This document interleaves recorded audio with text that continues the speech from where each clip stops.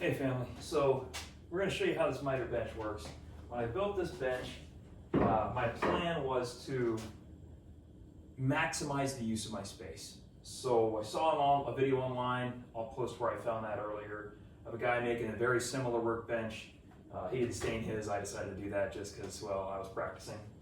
But my goal was to be able to get my miter saw up and useful when I needed it. So put some clamps in.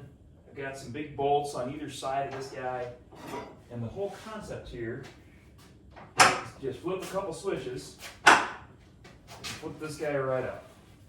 Grab the handle, pull them up, and there you go. Of course, when I have some sandpaper in the way, it doesn't help. Flip these guys back in, and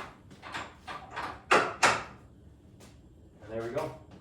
I got a hole cut out in the back here for my miter saw power cord to drive down. As you can see, I got power on this side and the other side. Here's the thing about the wood shop. In any homemade shop like mine, use what you have on hand before you go buy new stuff. Now, sometimes new stuff is wanted and needed, and the stuff you have doesn't work. But I'll bet more often than not, there are things in your garage that you can use to make work for you, so you don't have to make that trip to the hardware store, big box store, or your neighbor's house to borrow a tool you may never return. Trust me, I know how that works on the receiving end. So, a couple things about my miter. When I built this bench, I wanted to make this as flush as possible.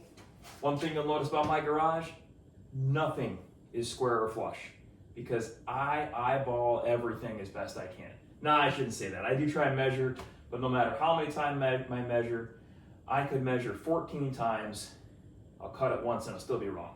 So, we'll get to that analogy later. But, that said, guess what? It's my shop. I'm okay with some things not being 100% square or perfect. My shop, my rules, I gotta live with what I made, and I'm happy with what I made here. It's your shop.